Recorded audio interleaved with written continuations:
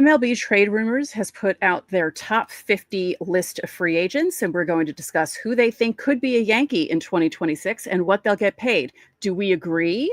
Find out next on an all-new live edition of Locked On Yankees.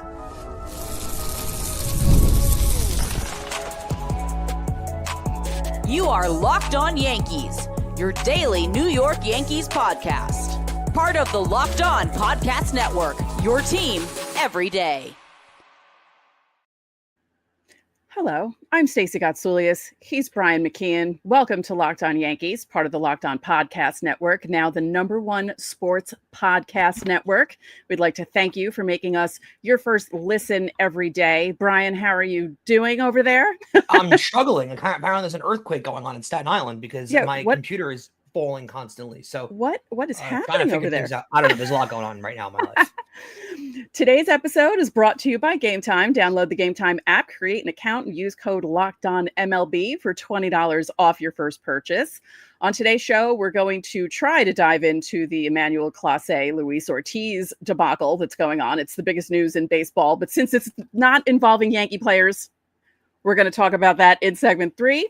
In segment 2, we'll talk about Yankee players winning the Silver Slugger and maybe one of them being snubbed. We'll talk about that. But first, my favorite time of year, MLB Trade Rumors puts out their top 50 free agents with predictions. And this time they did something a little different. They had 4 of the writers, the 4 main writers, predict where they thought the guys were going to go. Because usually when you have the list, it'll say like a definitive, this guy's going to the Cubs for this many. So there were a few. I thought it was interesting that they all were not in agreement on a lot of the different lists. So we're going to talk about that. I do like that. The only thing that I would say to proceed with caution if you're a Yankee fan here is a lot of agents are in these reporters, not pockets, but in their tweets, I guess, if you want to call it. Right. The reporters have incentives to get to be the first on breaking some of this news on who signs where. And a lot of times agents wrongfully will use this information to their own benefit. And they will try to involve teams that have no remote involvement whatsoever in signing a player and say that this team is fully involved in a player. There's a couple of guys on here that I would say I don't think the Yankees are going to speak to, and yet the Yankees are involved somehow. So we'll discuss as it goes a little further, but I think there is a lot of desire for these agents to kind of get the Yankees involved in every single player imaginable. Yeah, but they do this every year, MLB Trade Rumors. Like, I think they just... it's just, I mean, you know, when it says the Twins are involved in a certain player, Twins fans can believe that because why they're not involved in every player available in the free agent market. But when it's the Yankees, it kind of bothers me because it's every free agent somehow they're involved in, even players they don't have positions available for. Yeah. It is somewhat frustrating. Well, it isn't every, but there are interesting ones that when I was scrolling through the list, I thought to myself, well, I never thought that could be a possibility. And it's not like all 4 writers suggested that these guys would come to the Yankees, but I broke it down into who they think the Yankees could get. And as I said, 4 of the writers made predictions, and none of them are 4 out of 4, by the way, out of this list of guys. There's one that's 3 out of 4. That's not surprising. And if you saw the live stream scheduled for the last 24 hours, you saw the picture of the person who's in the thumbnail. It's Cody Bellinger. 3 of the writers are predicting that he will be back with the Yankees. But out of the rest of the guys who are listed as possible Yankee guys, it's mostly 1 out of 4 writers, and there's a 2 out of 4, but everyone else is like, it's just because, like you said, it's the Yankees. So people will be like, oh yeah, let's see if the Yankees might get involved in this. And also keep in mind, the Yankees can't deny any of these reports because it's tampering rules. So the Major League Baseball has rules involved where you can't deny that you're in on a player. So because it hurts his financial status. So keep that in mind too. When these things the agents use it to their own benefit, where they know the Yankees can't deny it, so they say, "Oh yeah, the Yankees are involved in our guy." The Yankees probably haven't talked to their guy.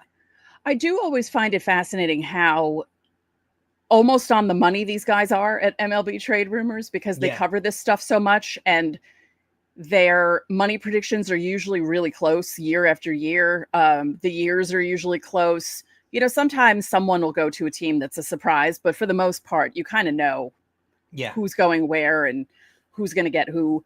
But this is what I thought was interesting. So out of the top 50, the Yankees were predicted by the MLB trade rumor writers.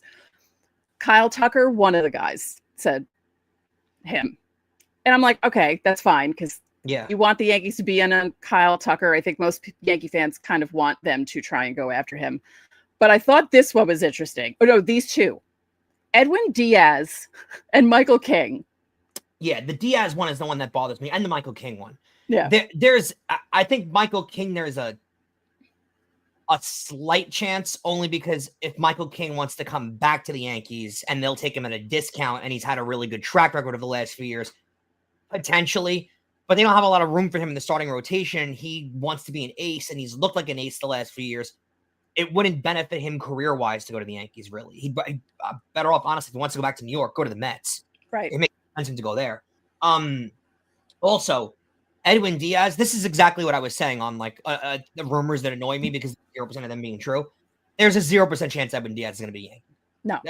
0%. It might be less than zero. There's no chance that he's going to be on the Yankees. They're not going to pay him the money that he just opted out of $20 million a year for multiple years. The Yankees aren't going to pay him, $23 million a year? No. There's no chance they're doing that. They don't do that with relievers ever. Why would they do that with a reliever now? And the Mets reliever, if they're the Mets closer, that is clearly either someone in the Mets front office or Diaz's camp putting the Yankees involved, so the Mets have to pay more to keep him. I don't think so. I think it's just the MLB trade rumor guy being like, you know what? Let's put the Yankees as a choice just to get everyone up in arms. Yeah, no chance. I don't think it's that deep. But I thought another one that was interesting, two starters, Chris Bassett and Justin Verlander. One out of the four writers mentioned those two. And this is, again, where you can continue to be frustrated because if anything, them being involved in a starter, Stacey, I think they're involved in a mid-range kind of guy. Yeah, it's not going to be like Justin Verlander. No, it's gonna. You know who it's gonna be? Ryan Yarbrough, a guy that can eat up innings for them in April and May before Cole is back, and that's it. They're not planning on going out there spending big money on starters. They're not doing that.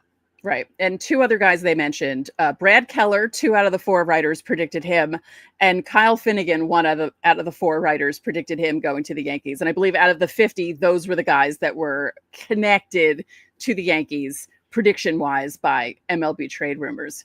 But I want to move on to the money predictions because these are always interesting. And, sure. Would the Yankees do this? Would they not? So for Bellinger, MLB Trade Rumors has it as 5 years, $140 million. Do you bring him back with that? I think so. I think that's a good deal. To me, if that's now, is that what they're saying his market value is, or that's what they're saying that he's going to sign for that? I think that's what they're predicting he's going to sign. Because that's $28 million a year. I don't know if he's there at that price. I think $28 million a year they signed for. I think he signs for more. Because once you get teams starting to bid on him, the price goes up, especially with whatever Tucker gets. Right. I think Bellinger's going after Tucker. Right. So once Tucker signs for 6, what is Bellinger's going to get? 30 plus, I think, because someone's going to get desperate to have him. So I think they would take that deal now if it was offered to them. Well, it's interesting because they have Tucker at 11 years, $400 million. So that's just under $40 million a year, which probably feels correct. Mm-hmm. For what he deserves. I don't think he's a $40 million a year player. I'll tell you what, 11 years, $400 million for how old is Tucker? 29. I would do that right now. Right now. That takes him to, what is that annually? It's just under 40. That's 36.3 a year. That's a great deal. I would do that in a heartbeat. That puts him under Judge. So you don't have to worry about Tucker's not your highest paid player arguments. It takes him to age 40, but through his prime, you're paying. That would be a terrific. They sign that now, I'd be thrilled at that price. Next guy I listed is Bo Bichette, which I thought was interesting. All 4 writers are predicting that he'll be back with the Blue Jays, but then there was a story that came out that mentions the Yankees with Bo Bichette because he mentioned the Yankees, and it's a whole to-do. But the money for Bichette, they're predicting 8 years, $208 million. I'm sorry, for a guy who was to be kind, a butcher in the field. That is an awful contract. Well, that's why the Juan Soto contract is hilarious, because he's already becoming a butcher in the field, and you have him for how many more years, and he's going to have to be your DH. So yeah, no, I think I know it's Juan Soto, and he did really well in 2025, and he'll probably do really well in 2026 offensively, but defensively, I mean, how many times did you do this when the ball was going towards Juan Soto in the outfield? The only problem is Bichette is not Juan Soto with the bat. He's a good hitter. He's not Juan Soto. Right. It's just funny that they overpay guys simply because of their offense, forgetting that they're going to be DHing only for the last however many years of their deal. Yeah. I could see him back with the Blue Jays. That is a steep contract. And that also feels like one of those, where are the Yankees playing Bichette? Right. It feels like one of those, his agent is putting the Yankees involved because they want the price to be driven up. Right. Let's see. We don't have to mention all these. Let's mention the key guys, because they mention Devin Williams, what they think Devin Williams is going to get. None of them predict that he's going to the Yankees, by the way. 4 years, $68 million after the year that he had in 2025. I mean, the reputation's there. Right. And I would say with where the market is at right now for relievers, that might be what he signs for. That's $17 million a year. Now, I think if he's a free agent after last year with the Brewers, he's getting 22. So, I mean, he did lose a lot of money with the year that he had with the Yankees. I don't think he'd come back to the Yankees by any means, but I think that deal sounds right, honestly. Just that, if we can go back to the Diaz one real quick. Yeah. I'd see 4 years, $82 million. Yeah. That puts him at 20.5 per year. Why would he have opted out? Right. You're telling me he opted out for an extra $500,000 a year? There's no chance he did that. He's not signing for that price. He's signing for significantly more. Right. They're saying King, 4 years, $80 million. They're not doing that. Like, I don't hate that price, and I think that's actually probably a pretty good deal for Michael King. And at that price, it feels like somewhere where he ends up with the Brewers or the Orioles would be a good spot. Like, it feels like he winds up somewhere where teams that don't want to pay for long-term pitching, but 4 years is a good range for them. I don't think the Yankees are paying another starter $20 million a year, though. No. And then the last one I want to mention, Trent Grisham, 4 years, $66 million. None of the writers predict that he's going back to the Yankees. 2 of them picked the Angels, 1 picked the Rays, and the last one picked the Astros for Grisham. The Angels, I mean, it makes so much sense. It's such an Angels signing. Coming off a really good year, and then he'll hit 216 the next 4 years. Like, it's such an Angels signing. The Rays would terrify me. If he signs with the Rays, because if he goes to the Angels, he hits 215 for the next 4 years. If he goes to the Rays, somehow his average jumps to 280 and 289 every year. And he's going to be annoying when he plays the Yankees. Oh, yeah. He'll hit 16 homers and have 85 RBIs, but he'll have 20 of them against the Yankees every year. Like, he will be a thorn in their side. If he's going to get that deal, sure. At 28 years old, though, I'll tell you this. If I'm Grisham's agent, at 28 years old, if someone offers me 4 years of $66 million, or I could do 1 year, $22 million, and I believe in myself in a ballpark that I just hit 34 homers in, I'm playing the 1 year, I'm reproving myself, and then I'm having someone else give me a bigger deal next year. And I think you'll still get it because he'll be 29 years old. Right. All right. Don't forget, subscribe to the channel, hit the like button on our videos, the notification so you know when our videos go up. You can also join the Locked On Yankees Insiders Club. For the listeners of the show, the link for the Insiders Club is in the description. If you're on YouTube, there you go. QR code in the corner of the screen. You'll get text from us. You can text us questions, comments, reactions to trades and signings. You also get top priority on Fan Mail Friday. During the season, we send out lineups, any roster moves that are made, and breaking news so you don't have to check social media. And there's also a private Discord, which is a lot of fun when games are happening. There's a 14-day free trial. Coming up, some guys won the Silver Slugger, and one guy didn't, which wasn't unexpected, but the guy who did was unexpected. We'll explain everything when we come back. The NBA is back, and there's no better place to get in on the action than with FanDuel. It's the official sports betting partner of the NBA. And even if you miss the start of the game or you want to ride the hot hand, FanDuel has live bets on everything from who will score next to fourth quarter comebacks. Plus, you can even combine your live bets into same-game parlays for a shot at winning bigger payouts. I love getting involved in the Knicks slate. Plus, my NFL Sundays are always involved with live betting. It's one of my favorite things to do. Watching football, watching basketball, live betting on the games adds so much more of a different element to these games. It also keeps everything so exciting, especially when your team is making that late game push. Right now, FanDuel is giving new customers $300 in bonus bets when your first $5 bet wins. So head over to FanDuel.com to sign up and play your game with FanDuel. It's the official sports betting partner of the NBA.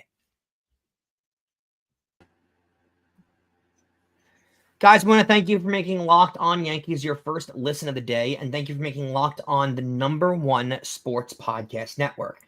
Every Friday, we answer your questions, and now we're opening it up for comments as well. If you're not part of the Locked On Yankees Insiders Club, first of all, make yourself a part of the Insiders Club.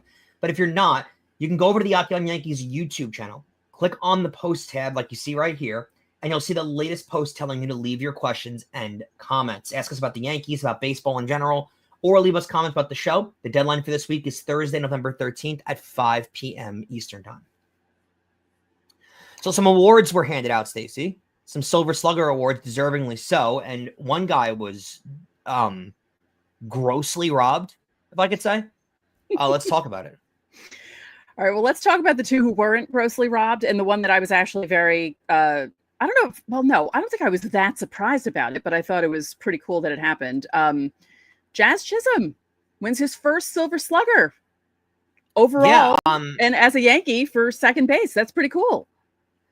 I think kind of fuels our thought on trade him this offseason. The value is just so damn high. Mm-hmm. Right? Like, and is the value ever going to be this high again for Jazz Chisholm?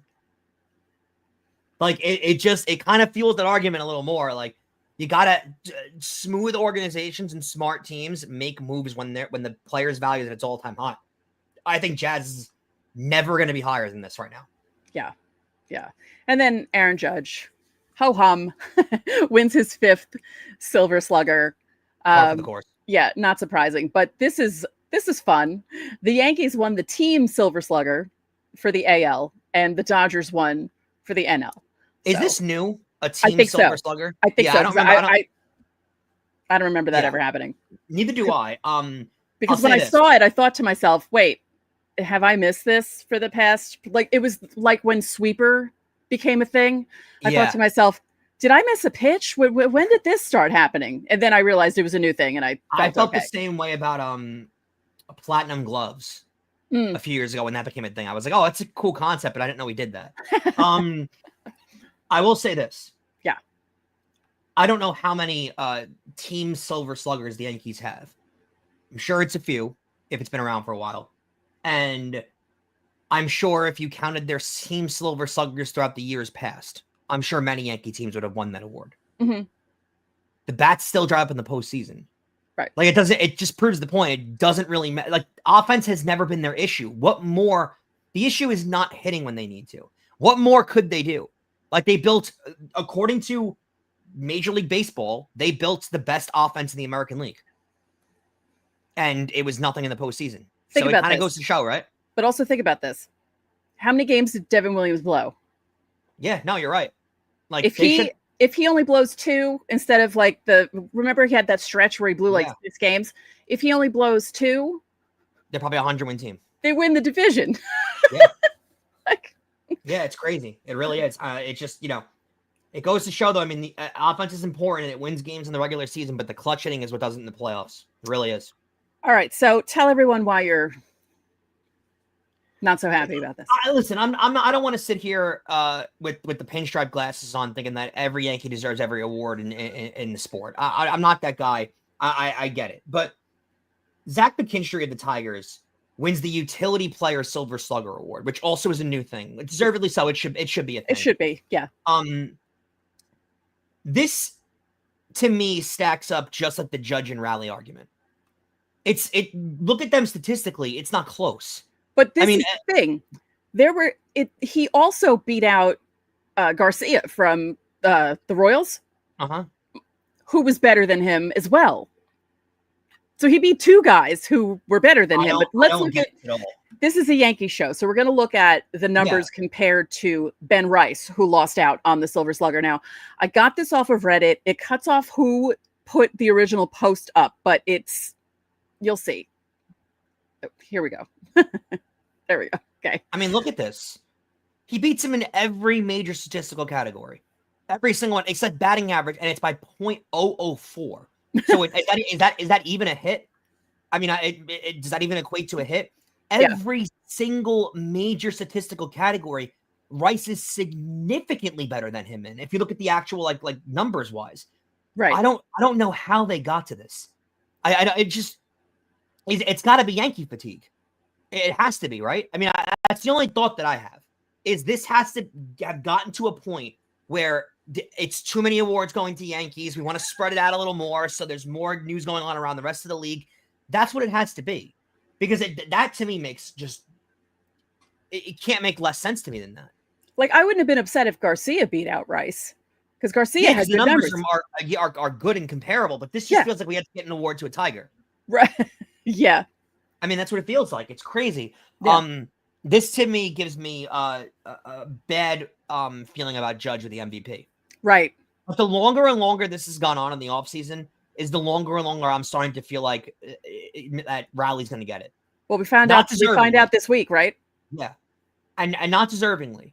But I really think Rowley's going to win it just because they're sick of seeing Yankees win it. So they just want to give it to a different guy, and Rowley's a fun story because he's a catcher. I really feel like that's what's going to happen, even though Judge's numbers are significantly better. And we're going to have a show freaking out about it, I'm sure. But it's ridiculous. It's just boredom. It feels like they don't want to give it to the same team. Yeah, stay tuned for that show where we crash out over Aaron Judge not winning the AL MVP, and everyone will be complaining that we sound like a bunch of brats, but we'll put up the numbers and show you all of the numbers. It's at bare minimum the second MVP he's been robbed of. Right. The one that comes to mind is 2017. Yeah. And this one.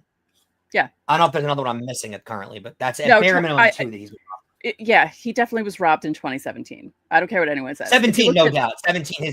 His numbers were significantly better than a guy who was cheating. Yeah. All right. Don't get me started on that. Not really whatever. Don't get me started. Oh, speaking of cheating, good segue.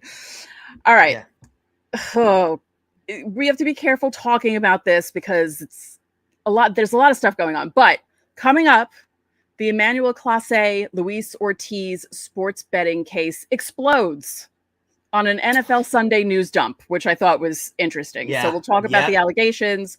We'll talk about what could possibly happen next. So yeah, we're going to do that next. The NFL season just crossed over the midway point and it's heading towards the playoffs. And honestly, there's nothing better than being in the stadium surrounded by fans cheering on your team in those big games. But let's be honest, getting tickets is always the biggest hassle. Between the queues, login screens, and prices jumping at checkout, it can be unbelievably frustrating. And that's why I use Gametime, the app that gives the advantage back to the fans. Gametime is fast, easy, and it's backed by the Gametime guarantee. You'll always get 100% authentic tickets delivered on time at the best price, plus all the fees are included, so the price you see is the price that you're going to pay.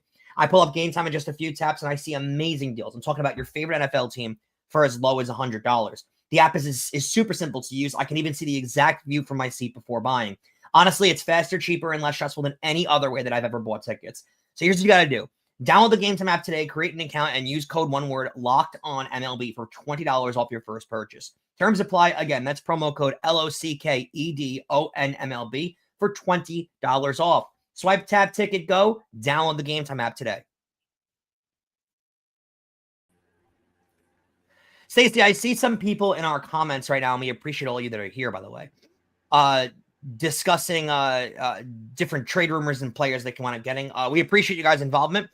Speaking of Stephen Kwan, which someone just wrote, we will be doing an episode tomorrow breaking down the player that Stephen Kwan is and the chances the Yankees have of acquiring him and how what we think their trade value is for him.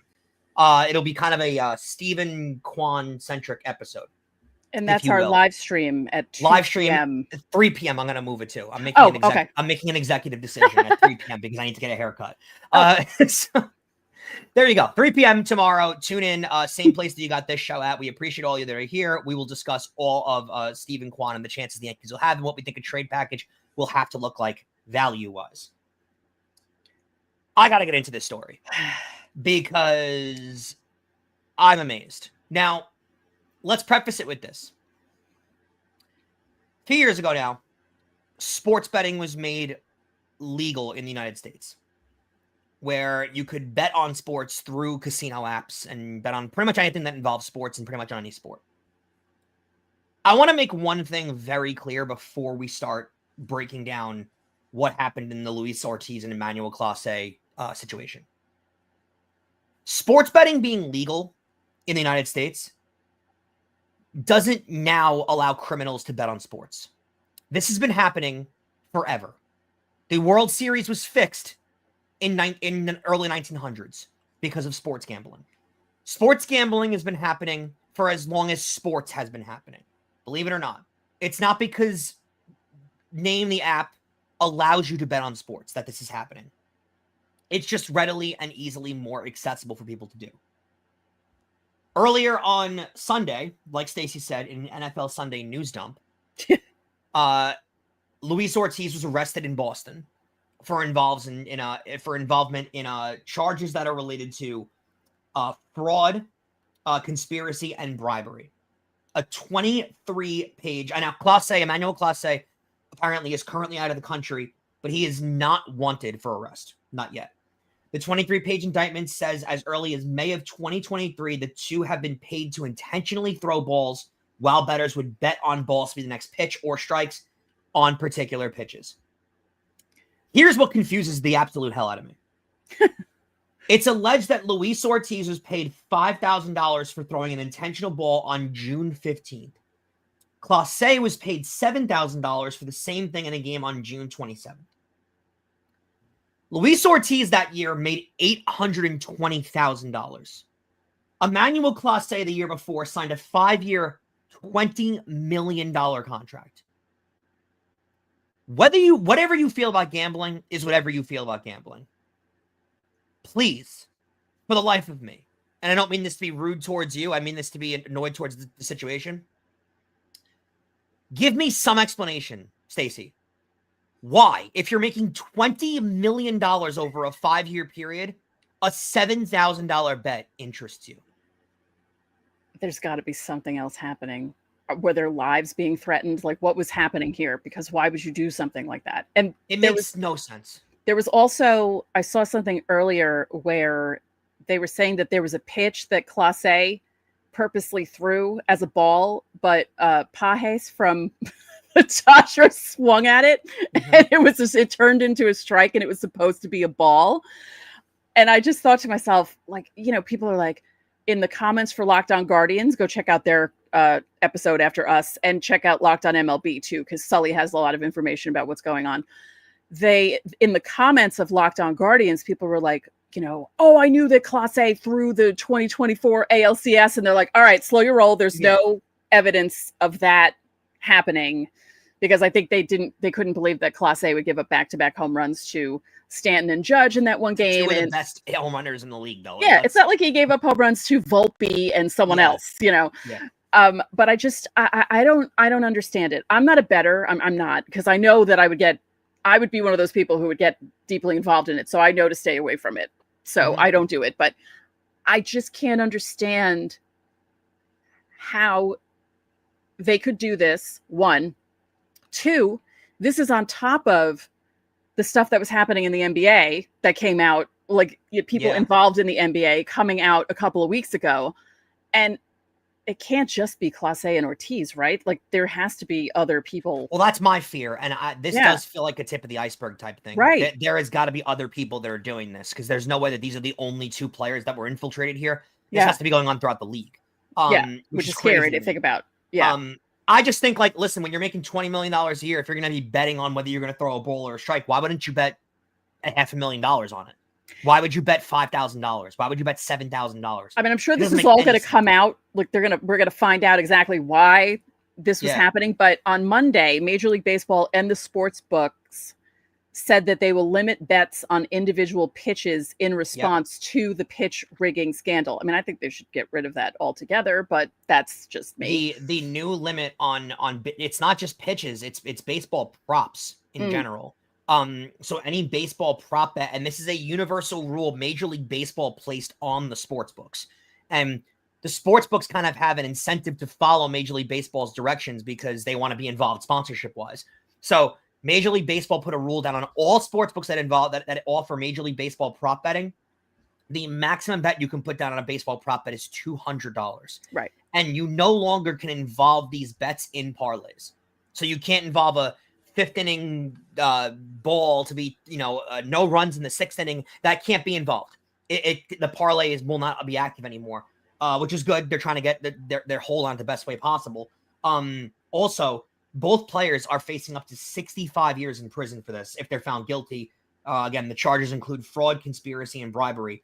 Major League Baseball did put out a statement saying they've been and will continue to be fully cooperative on everything going on with the investigation. Why would they not be? Right.